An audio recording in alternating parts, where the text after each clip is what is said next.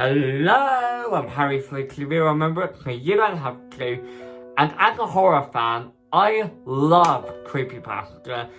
And whenever I think about creepypasta, one very iconic character comes to mind, and that is Jeff the Killer.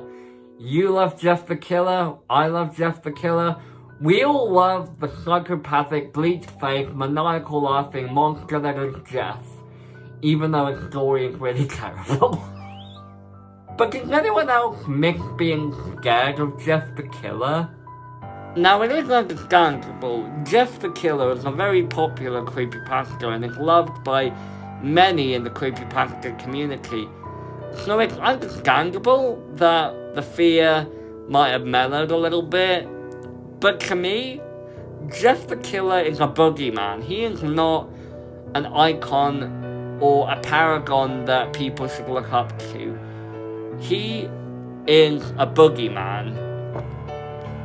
Jeff used to be scary, but over the years we've gotten questionable fan art, really questionable fan fiction, and to be honest, I'm just kind of tired of it. I remember when I first looked up the character when I was very young, and I was terrified of him. I remember always fearing that he would hide in my closet while I was asleep and come out right up behind me when I wasn't looking. I remember always fearing that creepy giggle of his and his very famous catchphrase, "Go to sleep." To me, the greatest part of Jeff the Killer's character comes from his terror. He is a remorseless monster who has no regard for human life. A lot of people complain that the Jeff the Killer creepypasta was too cartoony and unrealistic, and it wasn't even scary in the first place. But I don't think the story of Jeff the Killer was the reason why he's not scary.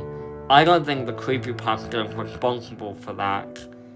I think we are. For some reason as a society we like to glorify these serial killers, to idolize them and view them as heroes. We associate them with songs like Sweet Dreams to make them cool and edgy, but that's not what they are. Serial killers are real, harmful people that don't care about humanity, and Jeff the Killer is one of them. Which brings me on to the point of the video. Why do we sympathize with Jeff the Killer? Why did we portray him as sympathetic? It was never implied in the original creepypasta that Jeff ever felt remorse for killing his family. That was just an element of the character that was added on by fans of the character. Why do we sympathize with the person who doesn't sympathize for us, when there are other victims of the character who deserve way more sympathy than this monster does? There are victims out there like Jane Richardson who have their whole worldview changed because of someone like Jeff, someone who's willing to ruin their life just to make a point. Jane the Killer is the real victim, and for some reason, people only overlook her as a foe for Jeff, another creepypasta OC, when in truth, she's just another victim of Jeff's cruelty. Why do we sympathize for the ones who cause chaos when the ones who have their whole worldview tainted and changed because of that chaos are crying out for help? Maybe I'm looking into it, but to me, Jane is the symbol of heartbreak and torment, while Jeff is the symbolism of chaos and anarchy. The only creature scarier than a broken woman who dresses like a demon each night is the devil that dons the costume of a friendly clown and owns it. There are other characters who deserve way more of our sympathy. Toby Rogers, Jane Richardson, Lou Woods, Sally Williams. There are so many characters that deserve our sympathy, but not Jeff. If you try to humanize Jeff and make us understand him, make us relate to him, then you take away the fear factor and what makes him an interesting character. And for heaven's sake, don't make him attractive. He's meant to be disfigured. He was burned alive and cut up, for crying out loud. David Mears' The Morgue Files case number 2 perfectly encapsulates the character of Jeff the Killer and what he should be, and really takes the character back to its scary roots. And the story of Jeff the Killer perfectly takes the character back to his horror days as a creepypasta, back when we all feared him. But at the end of the day, you can do whatever you want with the character, considering he's got no emotional depth in the actual story.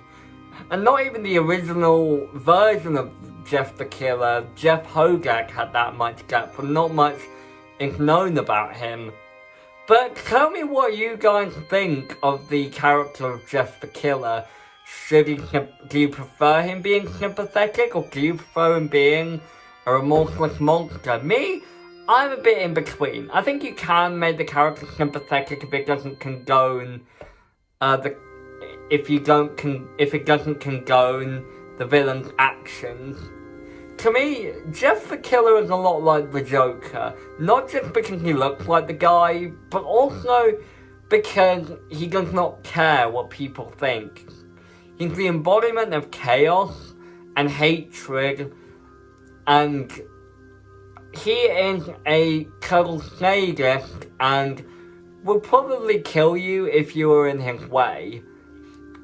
The scary reality is, Jeff the Killer doesn't care about you. He doesn't care about you as a person. He will not hug you, he will not kiss you, he does not care. He is a psychopath, a murderer, and the only thing he cares or loves is himself. But tell me what you guys think in the comments, and I will see you all in the next video. Be sure to like this video, share, and subscribe, leave a comment if you want. I'm Harry for TV, remember it, so you don't have to.